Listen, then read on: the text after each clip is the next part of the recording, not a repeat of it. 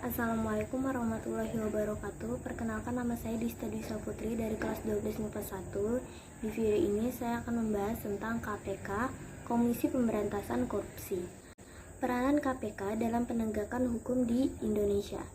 Pertama, tugas KPK. 1. Koordinasi dengan instansi yang berwenang melakukan pemberantasan tindak pidana korupsi.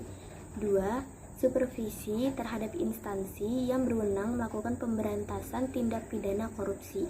Ketiga, melakukan penyelidikan, penyidikan, dan penuntutan terhadap tindak pidana korupsi. Keempat, melakukan tindakan-tindakan pencegahan tindak pidana korupsi.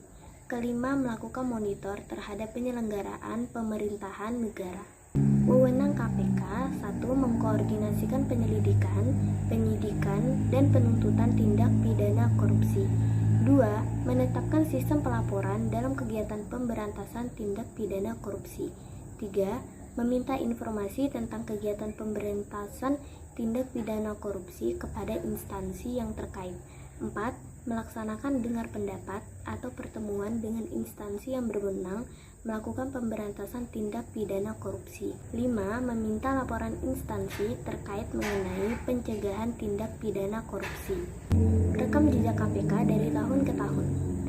Komisi Pemberantasan Korupsi mulai memainkan perannya dengan membawa mantan Abdullah Puteh, mantan Gubernur Nanggroe Aceh Darussalam, menjadi tersangka korupsi penggadaan helikopter.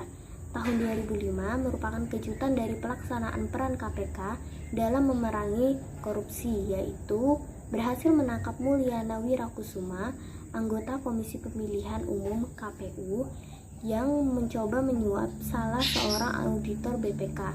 Kasus ini sekaligus mengungkap praktik korupsi di tubuh KPU yang menyeret Nazaruddin Syamsuddin, Ketua, Rusadi Kanta Prawira, anggota KPU, dan pejabat Sekretaris Jenderal KPU serta stafnya. Berdasarkan laporan KPK, selama periode 2004 sampai 2007, hanya ada 2 kasus yang berhubungan dengan aparat penegak hukum.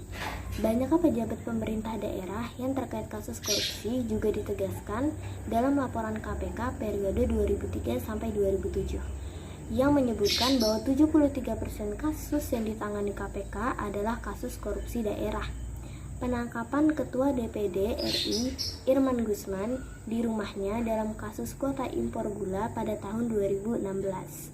Tahun 2017, dari 19 operasi tangkap tangan KPK, salah satunya menyasar pada Hakim Konstitusi Patrialis Akbar karena diduga telah terlibat suap untuk kepentingan Judicial Review Undang-Undang Nomor 41 Tahun 2014 tentang Peternakan dan Kesehatan Hewan Republika 2018. Di tahun 2018, hampir 70% operasi tangkap tangan KPK menyasar pada kepala daerah dan sisanya ke hakim, anggota legislatif, dan penjaga lembaga negara. Rajman 2018. Dan di tahun 2019, salah satu operasi tangkap tangan yang menggemparkan adalah penangkap tanganan Roma Hurmuzi Romi di Surabaya dalam kasus jual beli jabatan di Kementerian Agama. Romi yang saat itu menjabat Ketua Umum Partai Persatuan Pembangunan PPP diduga menerima sejumlah uang untuk memuluskan langkah salah satu kandidat dalam seleksi jabatan Kepala Kanwil di Kementerian Agama di Jawa Timur.